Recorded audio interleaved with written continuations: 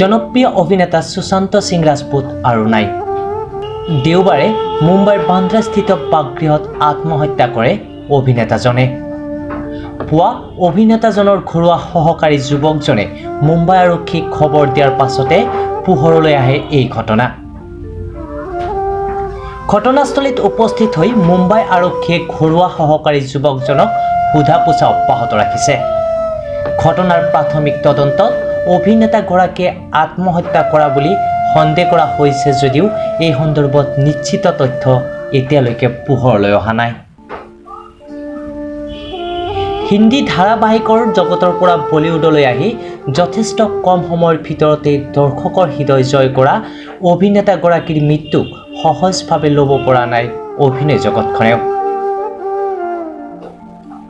G টিভিৰ পবিত্ৰ ৰিষ্টা নামৰ ধাৰাবাহিকখনত মানৱৰ চৰিত্ৰত অভিনয়েৰে দেশৰ প্ৰতিটো পৰিয়ালৰে চিনাকি মুখ হৈ পৰিছিল সুশান্ত।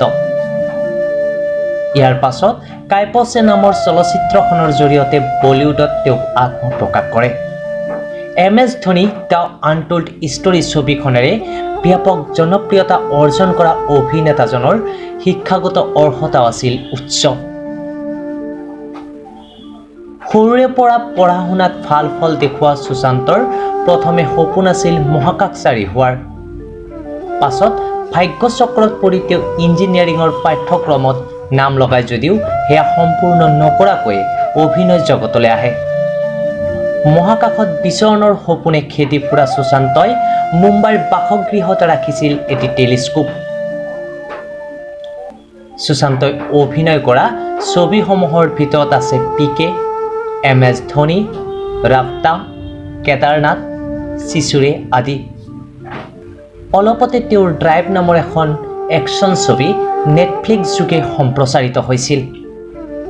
জীৱনটোক সদায় উপভোগ কৰিব খোজা নিতেও নিশা আকাশত তৰাৰ ৰেহৰূপ চাই ভাল পোৱা অভিনেতাজনৰ আত্মহত্যাক মানি লোৱাটো কাৰো বাবেই সহজ নহয়।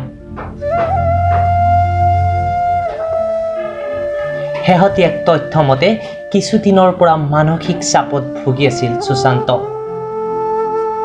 তেওঁৰ শেষৰটো ইনষ্টাগ্ৰাম পোষ্ট আছিল মাকৰ বিষয়ে।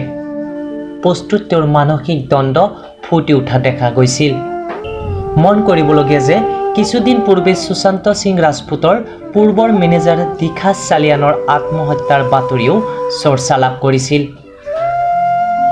2020 বৰ্ষটো যেন এটা অমানিশাৰ বছৰ। চলিত বছৰটোত ঋষি কাপুৰ, ইৰফান খান আদিৰ দৰে দৰ্শকৰ হৃদয়ৰ আপোন অভিনেতাসকলক হেৰুৱাৰ পাছতেই সুশান্ত সিং ৰাজপুতৰ দৰে কম বয়সীয়া জনপ্ৰিয় অভিনেতাজনৰ মৃত্যুৰ বাতৰিয়ে দুৰ্ভাগ্যজনক আৰু দুখদায়ক। মাত্ৰ 34 বছৰ বয়সতে জীৱনৰ মোহ এৰা সুদৰ্শন অভিনেতাজনৰ মৃত্যু এক ৰহস্য হৈ ৰ'ব অনুৰাগীৰ বাবে। অভিনেতাজনৰ আকস্মিক মৃত্যুত শোক প্ৰকাশ কৰিছে বিভিন্ন ক্ষেত্ৰৰ বহু বিশিষ্ট লোকে। ব্যুৰো ৰিপৰ্ট, সংবাদ প্ৰহৰী।